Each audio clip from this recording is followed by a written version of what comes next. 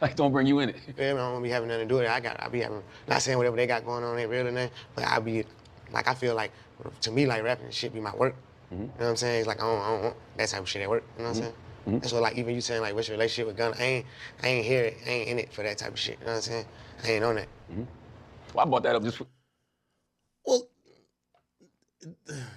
Well, in a roundabout way, he's saying two things. He's actually saying two things that might confuse you, but I'll help you explain. He said, that's why when you say Gunna, I told you I look at this shit like my job. I don't think about it like that. Well, I would dare to say he thinks about it like that with Thug. Right? Because he does care who Thug likes or who Thug whatever, and he values that relationship. What he just said is that, yo, me and Drake are industry friends. Drake has helped me professionally. He's the co-worker who picked up a couple shifts for me. I rock with him. He helped me, he helped me get a promotion. Right? And probably thought it was like, yo, if you gonna complain to the boss about Drake, don't throw my name in there. That's kind of what he's saying to Kendrick.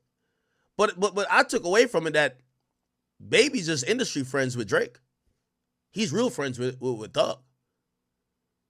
And I don't know if he was real friends with Gunna, but it makes it seem like he was just only industry friends with Gunna. Seems like he's saying, yeah, Drake and Gunna, they're industry friends. That's my real friend.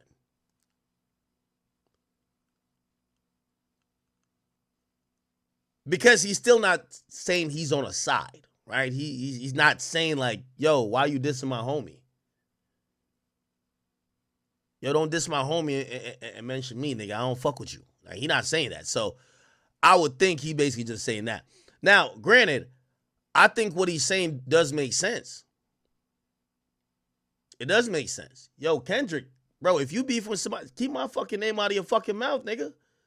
Because now, while you're just having a time of your life just saying whatever, you're making me look crazy. Because I want to collab with this guy. This guy is good for my career. I've been good for his career. He's been good for mine. Now you make it weird because now he's looking at me to say, damn, dog, you ain't going to speak up? But I don't want to pick no sides. I'm good. And I think that's what I'm taking from it.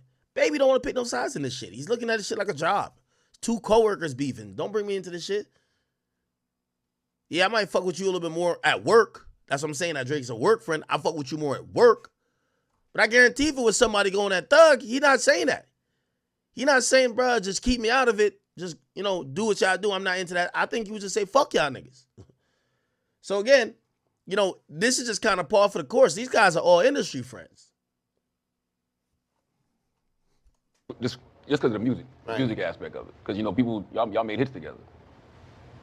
And some people want that again, right? But you don't think that's going to happen? Well, one thing I loved about your documentary, man, is it just shows, how much you mean to the city of Atlanta. So when you have a city that loves you that much, do you ever feel like you can just completely let it go? Like the street aspect of it. Because you can't be that person no more. It's just like, it's different aspects of it. You know what I'm saying? I still could be that person who donate millions to the neighborhood. You get what I'm saying? But that don't mean I gotta be hanging in the neighborhood. You know what I'm saying? So it's like, I'm still feeding the streets one way or the other. You know what I'm saying? It's just, I got a different way of going about it now. Do you think it's a culture shock when they see you like out with the Michael Rubins of the world? Yeah, for sure it's a culture shock, but that's more like me being vulnerable. Like, you couldn't even imagine the type of shit we be on. You know what I'm saying?